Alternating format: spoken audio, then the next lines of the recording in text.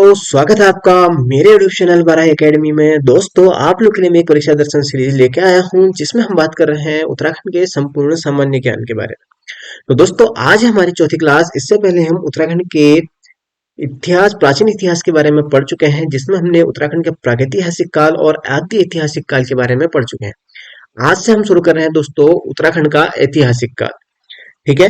इससे पहले का जो प्रागैतिहासिक काल है वो पाषाण युग की जानकारी, और जो हमारा आद्य ऐतिहासिक काल है ये धातु युग मतलब ताम्र, यहाँ से हमें ताम्र उपकरण इसके स्रोत मिले हैं। और आज से दोस्तों हमारा जो स्टार्ट हो रहा है ऐतिहासिक काल स्टार्ट हो रहा है। यहाँ से उत्तराखंड का इतिहास का एक लिखित वर्णन शुरू हो जाता है। तो दोस्तों, आज हम बात करने वाले हैं कुलिंद राजवंश की। ठीक है। तो कुलिंद राजवंश की अगर हम बात करें तो दोस्तों, जो कुलिंद राजवंश है, कुलिंद राजवंश की अगर हम बात करें क्या है, आज की हमारी हेडिंग रहेगी कुलिंद राजवंश। ठीक है।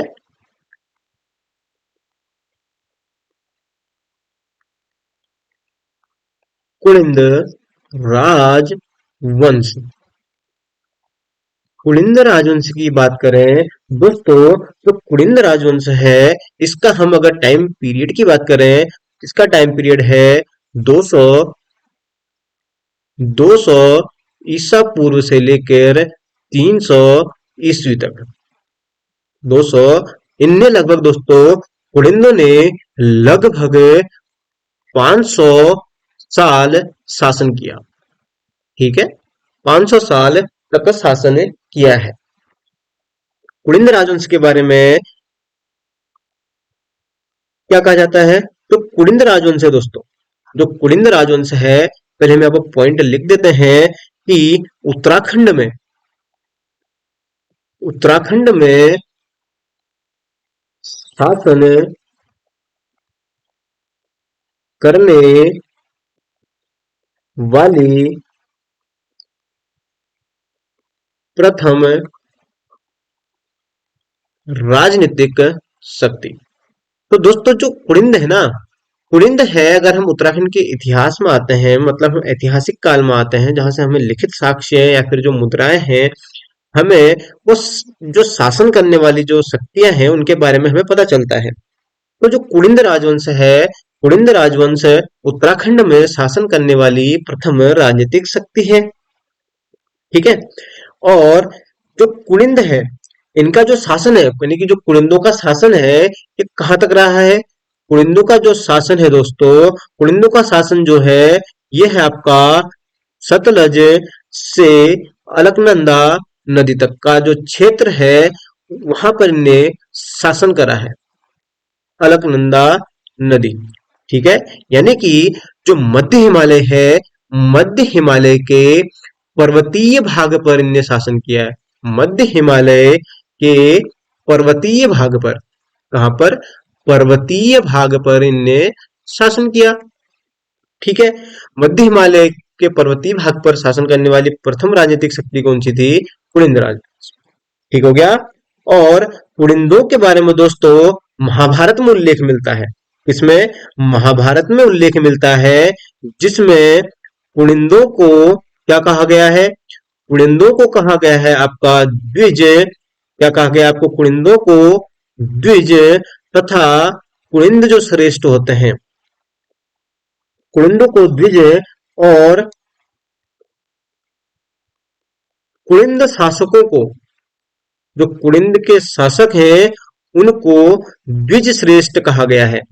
क्या कहा गया है, द्विज श्रेष्ठ कहा गया है। ठीक है।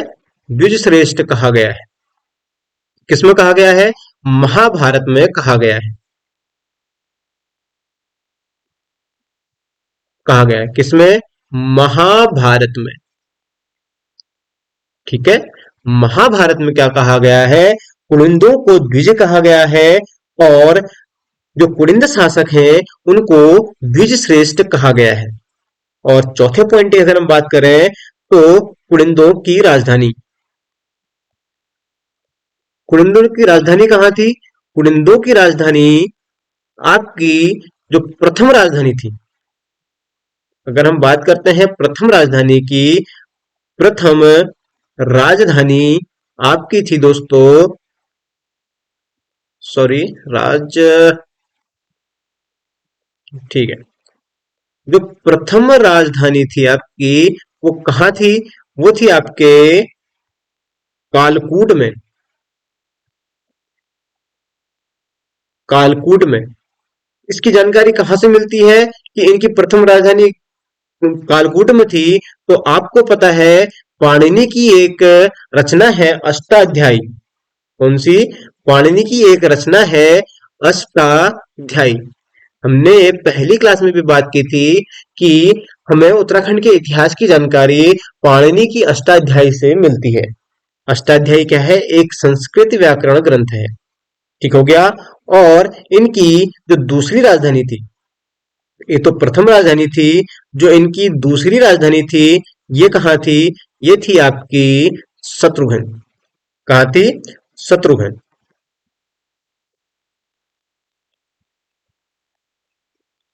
ठीक हो गया।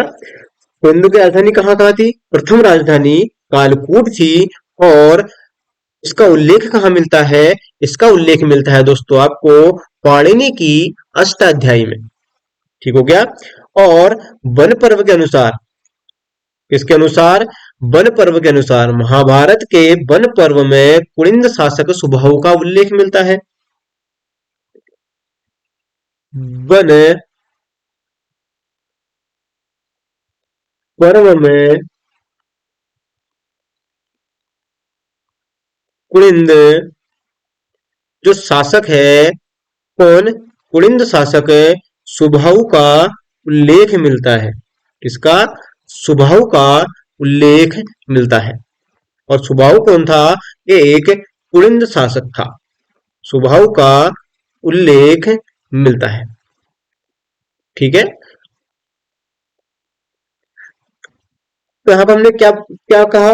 जो कुलिंद राजवंश है, कुलिंद राजवंश है दोस्तों, ये उत्तराखंड पर शासन करने वाली प्रथम राजनीतिक शक्ति है। और प्रथम जो ऐतिहासिक शक्ति है उसका आंसर अलग है, वो मैं आगे जाके आपको बताऊंगा। प्रथम राजनीतिक शक्ति है वो आपका कुलिंद राजवंश होगा। ठीक है। आगे हम बात करें। आगे दोस्तों एक विदेशी लेखक है टॉलमी। टॉलमी ने भी दोस्तों क्या करा? कुलिंद शासन का वर्णन किया है। ठीक है। जो हमारे एक विदेशी लेखक हैं, विदेशी लेखक कौन? टॉलमी। टॉलमी, टॉलमी ने भी क्या करा? कुलिंद शासन का, कुलिंद कुलिंद शासन का वर्णन किया है। ठीक है। कुलिंद शासन का वर्णन किया है। और जो कुलिंद लोग थे, जो कुलिंद लोगों की अगर हम बात करें तो दोस्तों जो कुलिंद लोग थे ये शैव धर्मावलंबी थे। ठीक है। शैव धर्मावलंबी, यानी कि ये शैव धर्म को मानते थे। ठीक हो गया। आगे हम बात करें, जो एक कुलिंद है, कुलिंद राजवंश के बारे में तो हम पढ़ रहे हैं, हमने कुलिंद राजवंश के बारे में हमने पढ़ा। और इनका जो जानकारी का, इतिहास की जानकारी का पता हमें चलता कहाँ से है? हमने यहाँ पे बात की कि महाभारत में भी हमें पता चलता है कि जो कुलिंद शासक है उनको द्विज और सॉरी द्विज श्रेष्ठ और कुलिंदों को द्विज कहा गया है। तो हमें जानकारी तो पता लगी कि महाभारत में भी कहा जाता है। और इसके अलावा दोस्तों जो कुलिंदों की मुद्राएं हैं, कुलिंदों की मुद्राएं से हमें पता चलता है, जो कुलिंदों की मुद्रा, जो इनने मुद्राएं जाहिर करी थी, उससे हमें कुलिंदों के इतिहास के बारे में जानकारी मिलती है। ठीक है। कुलिंदों के इतिहास की जानकारी, तो जो इनके इतिहास की जानकारी है ये हमें मिलती है इनकी मुद्राओं से। ठीक है। जानकारी किससे मिलती है? हमें मिलती है इनकी जानकारी इनकी मुद्राओं से। मुद्राओं से। ठीक है। तो मुद्राओं की अगर बात करें दोस्तों, अगर हम मुद्राओं की बात करें, ये मुद्राएं हमें कहाँ कहाँ से प्राप्त हुई हैं? अगर इन मुद्राओं की बात करें तो मुद्राएं हमें कहाँ कहाँ से प्राप्त हुई हैं? यहाँ पर मैं लिख देता हूं कि मुद्रा प्राप्त हुई है। ठीक है, मुद्रा प्राप्त हुई है। कहाँ कहाँ से? पहला है आपका हथ्यूड और अथ्यूड। या प्रश्न इस तरीके से बन सकता है, जो थत्यूड और अथ्यूड मुद्राएं कहां से प्राप्त हुई हैं? तो आपका उत्तर होगा टिहरी से। और कहां से प्राप्त हुई है? और हमें प्राप्त हुई है देव भूंगा। ये कहाँ है? ये उत्तर काशी, उत्तर काशी से। और और कहां से प्राप्त हुई है? सुमाड़ी, सुमाड़ी एवं भैड़गांव। ये कहा? ये श्रीनगर से। और चौथी आपकी कत्यूर घाटी अल्मोड़ा से। कत्यूर घाटी अल्मोड़ा से हमें इनकी मुद्राएं प्राप्त हुई हैं। ठीक है, प्रश्न यहाँ पे इस तरीके से बन सकता है कि जो कुलिंदों के इतिहास की जानकारी के प्रमुख स्रोत क्या है, वो इनकी मुद्राएं हैं। और इनकी मुद्राएं हमें कहाँ कहाँ से प्राप्त हुई है? तो इनकी मुद्राएं दोस्तों हमें प्राप्त हुई है हत्यूड़ और अथ्यूड़ टिहरी से, और देवढुंगा उत्तरकाशी से, सुमाड़ी और भेड़गांव श्रीनगर से, और कत्यूर घाटी अल्मोड़ा से। ठीक हो गया। और इनके मुद्राओं के बारे में दोस्तों एक और यहाँ पे पता क्या होता है, इनकी मुद्राओं के प्रकार। ठीक है, जो कुड़िंद है, कुड़िंदों के मुख्यतः 3 प्रकार की हमें मुद्राएं प्राप्त हुई हैं। कितने प्रकार की? अगर हम 10वें पॉइंट की बात करें दोस्तों, तो यहाँ पे हेडिंग लगाएंगे मुद्राओं के प्रकार। हमें मुद्राएं कहाँ कहाँ से प्राप्त हुई है? मुद्राएं 4 जगह मैंने आपको बताई। तो ये मुद्राओं के प्रकार कितने थे? जो मुद्राएं प्राप्त हुई हैं, तो दोस्तों ये मुख्यतः 3 प्रकार की मुद्राएं थी। कितने प्रकार की मुद्राएं मिली? 3 प्रकार की। 3 प्रकार की। ठीक है, 3 प्रकार की मुद्राएं कौन कौन सी हैं? पहली आपकी है अमोद्यभूति प्रकार की। अमोद्यभूति प्रकार की।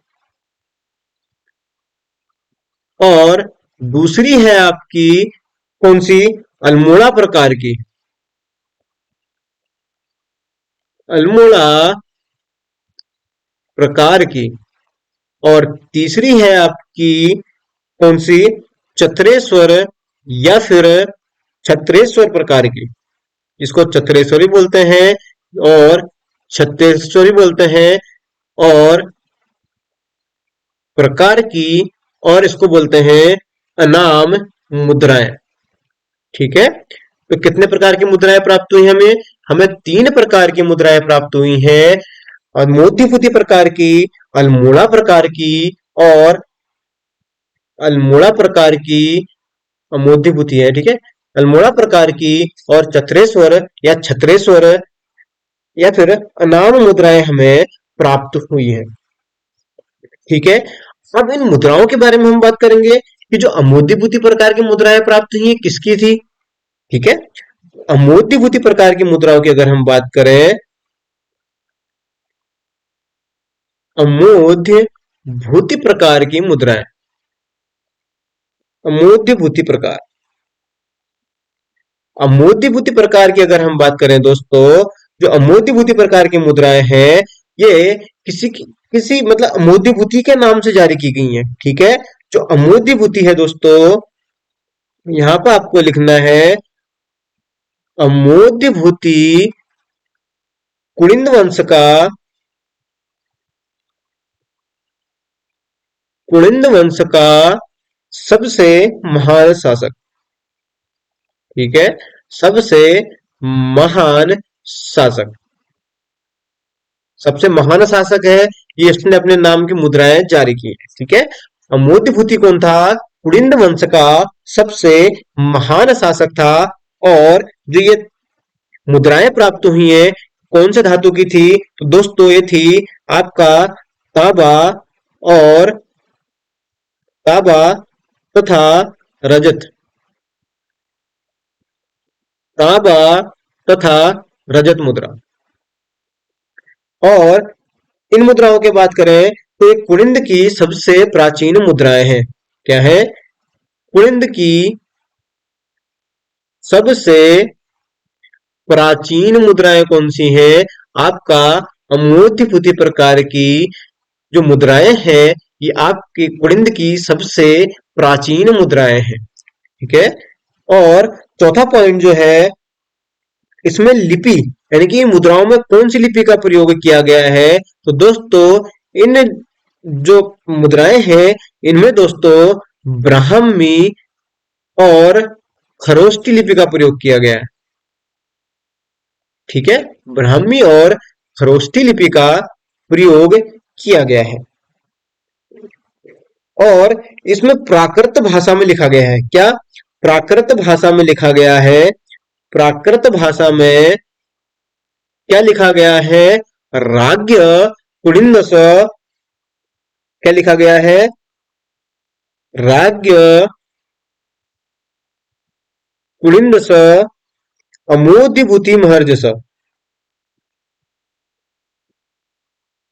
अमोघ्यभूति महर्जस अंकित है। ठीक है। प्राकृत भाषा में राज्ञ कुलिंदस अमोघ्यभूति महर्जस अंकित था। ठीक है। और अमोघ्यभूति मुद्राओं की बात करें हम तो यहाँ पर 6 पॉइंट आप लिख लेना। इसके जो पूर्व भाग है यानी कि जो पूर्व भाग है यानी कि सामने वाला भाग है, पूर्व भाग में दोस्तों क्या अंकित है? पूर्व भाग में देवी तथा मृग का अंकन है। देवी तथा मृग का अंकन है। ठीक है। यहाँ पे अगर पूछता है कि देवी तथा मृग का अंकन किनकी मुद्राओं में अंकित है, तो आपका उत्तर होगा कुलिंद की अमोघ्यभूति प्रकार की मुद्रा। और पृष्ठ भाग में क्या अंकित है दोस्तों? पृष्ठ भाग। पृष्ठ भाग में अंकित है आपका क्या क्या अंकित है? एक है संवेदी वृक्ष। संवेदी वृक्ष और सछत्र पर्वत यानी कि पर्वत बने हुए दिखते हैं, सछत्र पर्वत। और और क्या है आपका? नदी और लहर युक्त रेखा या फिर लहर युक्त रेखा बनी हुई है। ठीक है। लहर युक्त रेखा। ठीक हो गया। आठवें पॉइंट की अगर हम बात करें, आठवां पॉइंट मैं आपका यहीं पर लिख देता हूं दोस्तों। जो आपका आठवां पॉइंट है, आठवां पॉइंट आठवां पॉइंट आगे लिख देता हूं ना, ताकि आपको कंफ्यूजन इसमें कंफ्यूज ना हो आप इसमें पढ़ते वक्त। आठवें पॉइंट की बात करें, जो इसकी मुद्राएं हैं, ये मुद्राएं कहां से लेके कहां तक के प्राप्त हुई है, तो दोस्तों जो मुद्राएं हैं, मुद्राएं आपका मुद्राएं पश्चिम में पश्चिम में ब्यास से लेकर, कहां से लेकर? पश्चिम में ब्यास से लेकर कहां तक? अलकनंदा तक। अलकनंदा नदी तक तथा दक्षिण में सुनेत यानी कि जो लुधियाना है, सुनेत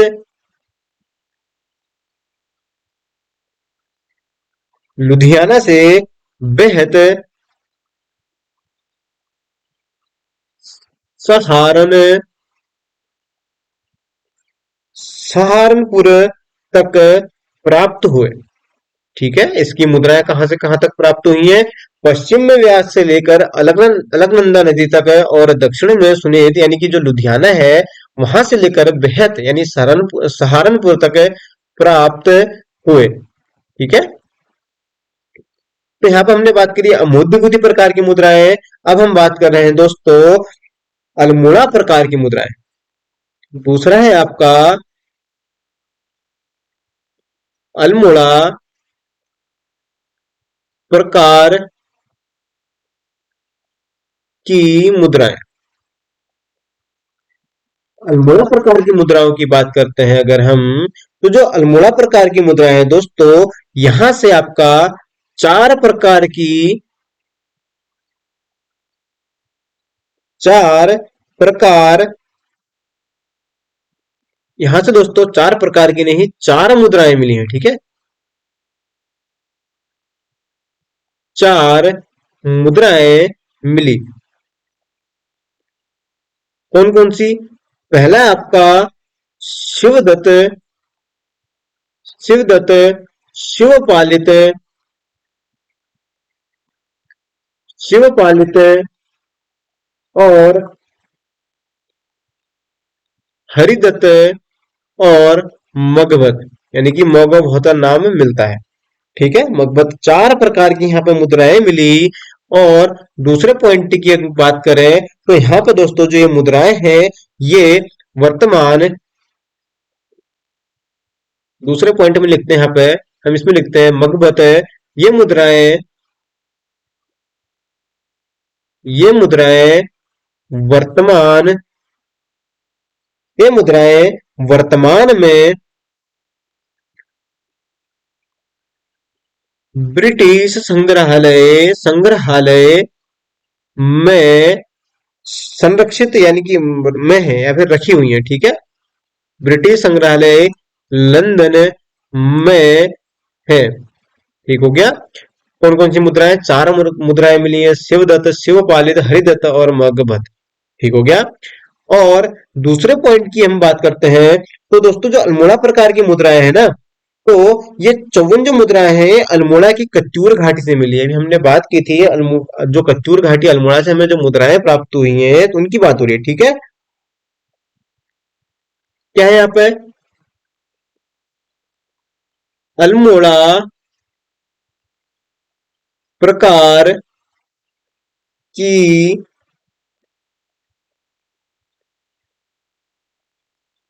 जो 54 मुद्राएं प्राप्त हुई हैं, ठीक है, जो 54 मुद्राएं प्राप्त हुई हैं, ये अल्मोड़ा के कत्यूर घाटी से प्राप्त हुई हैं। अल्मोड़ा के कत्यूर घाटी से मिली, कत्यूर घाटी से मिली, ठीक हो गया। और जो यहाँ से 54 मुद्राएं मिली हैं, जो यहाँ पे आपको 54 मुद्राएं मिली हैं कत्यूर घाटी से, इनमें से दोस्तों, जिनमें से,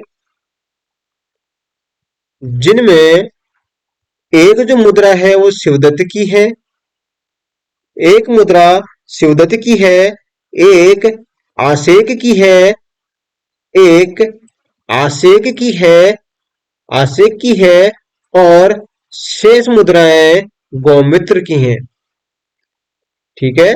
शेष मुद्राएं किसकी हैं? गौमित्र की हैं। शेष मुद्राएं गौमित्र की हैं। और जो यहाँ पे आपका तीसरा पॉइंट है, अल्मोड़ा मुद्राओं में 8 नरेशों के नामों का उल्लेख मिलता है। ये भी आपके अगर प्रश्न में आता है कि जो अल्मोड़ा प्रकार की मुद्राएं हैं, अल्मोड़ा प्रकार की मुद्राओं में 8 मुद्राओं में 8 नरेशों का उल्लेख मिलता है, ठीक है। अगर प्रश्न बनता है कि जो अल्मोड़ा प्रकार की मुद्रा है उसमें कितने नरेशों के नामों का उल्लेख मिलता है? 8 नरेशों के नामों का, ठीक है, के नामों का उल्लेख मिलता है, ठीक हो गया।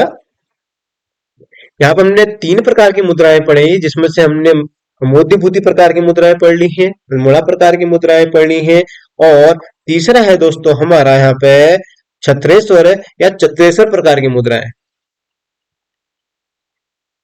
चत्रेश्वर या फिर छत्रेश्वर या फिर अनाम मुद्राएं, अनाम मुद्राएं, ठीक है, ये तीसरे प्रकार की मुद्राएं हैं। इस अगर हम जो तीसरे प्रकार की मुद्रा यानी कि चतुरेश्वर या छत्रेश्वर प्रकार की जो मुद्रा है इनकी बात करें तो दोस्तों कहा जाता है कुलिंदों ने जो ये नाम है जो कुलिंदों ने ये जो मुद्राएं हैं ये अपने अधिष्ठाता देव जो चतुरेश्वर या फिर उनका नाम छत्रेश्वर है चतुरेश्वर या छत्रेश्वर नाम मिलता है उनका उनके नाम पर निर्गत की होंगी। ठीक है, कुलिंदों ने यह मुद्राएं अपने अधिष्ठता देव अधिष्ठता देव चत्रेश्वर या फिर छत्रेश्वर के नाम नाम पर निर्गत की होंगी। ठीक है, ऐसा माना जाता है कि जो ये मुद्राएं हैं ये हो सकता है कुलिंदों ने अपने इनके अधिष्ठता देव होंगे छत्रेश्वर उनके नाम पर ये मुद्राएं इनने जारी की होंगी। ठीक है, और कहा जाता है दोस्तों इन मुद्राओं में कार्तिकेय को कुलिंदों का क्या माना जाता है, इष्ट देव माना जाता है। कार्तिकेय को कार्तिकेय को कुलिंदों का इष्ट देव माना गया है। ठीक है, इष्ट देव क्या किया गया है, माना गया है, माना गया है किसमें, छत्रेश्वर या फिर नाम मुद्राओं में। और ये दोस्तों जो ये मुद्राएं हैं ये जो मुद्राएं हैं ये क्या है, ये मुद्राएं कुलिंद शासकों द्वारा कुलिंद शासकों द्वारा कुषाण कुषाण शासकों को पराजित करने के बाद जारी की गई हैं। पराजित करने के बाद जारी की गई है।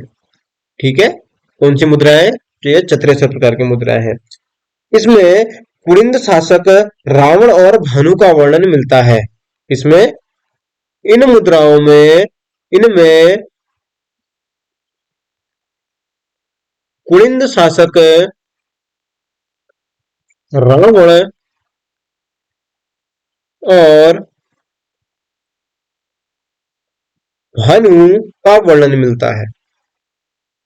ठीक है, किसका वर्णन मिलता है, रावण और भानु का वर्णन मिलता है।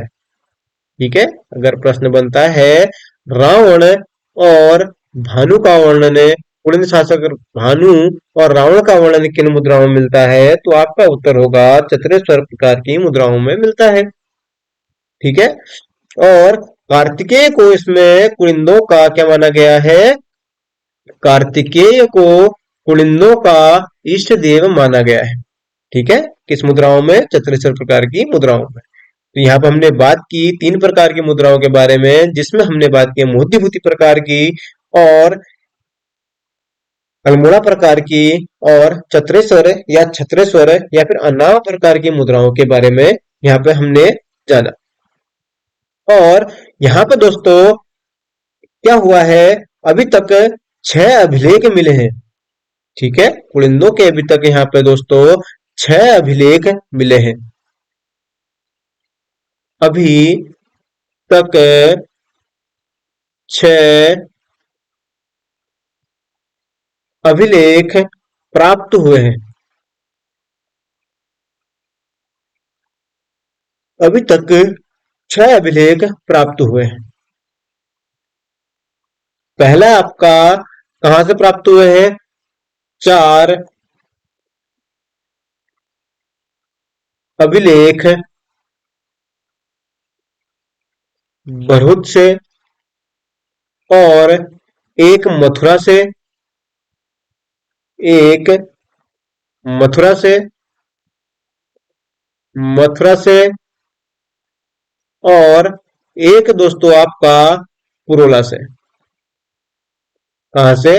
पुरोला से। तो कितने हो गए? चार ये हो गया, एक मथुरा से हो गया और एक पुरोला से हो गया।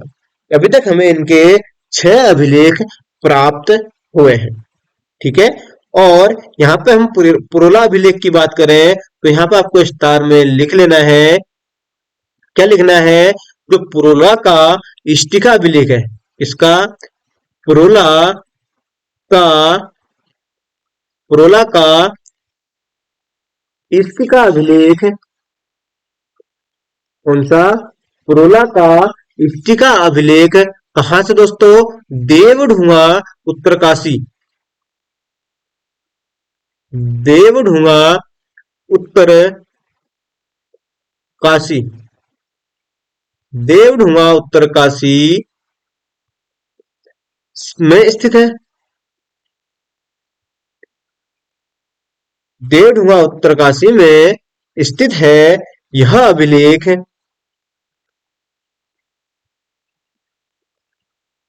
यह अभिलेख सेन चिति,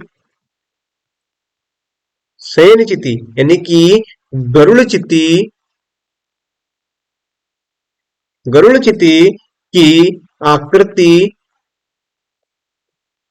गरुड़ चिति की आकृति में रचित है।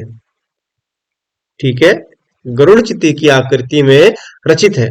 या फिर प्रश्न इस तरीके से बन सकता है दोस्तों यहाँ पे कि आयोग इस तरीके से प्रश्न पूछ सकता है कि वह सेन चिति की आकृति में रचित अभिलेख कौन सा है या फिर कहां पर है। तो आपको यहाँ पे पता होना चाहिए कि जो पुरोला का इष्टिका अभिलेख है वो देवढुआ उत्तरकाशी में स्थित है, और जो ये पुरोला का इष्टिका अभिलेख है ये सेन चिति या फिर गरुड़ चिति की आकृति में रचित है। ठीक हो गया। और यहाँ पे एक आपको बुक का नाम लिख लेना है। बुक का नाम है दोस्तों आपका यहाँ पे morphology, morphology of Kuninda coins, of Kuninda coins. ये किसकी है दोस्तों? ये बुक है आपकी एमपी जोशी की। किसकी? एमपी जोशी की।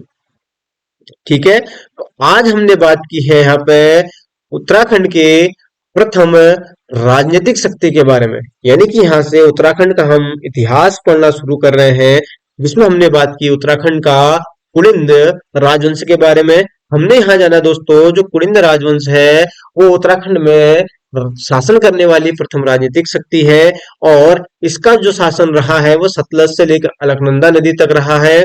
और हमने इसके बारे में जाना कि जो कुलिंदों का जो शासन है इसका उल्लेख हमें कहाँ से मिलता है।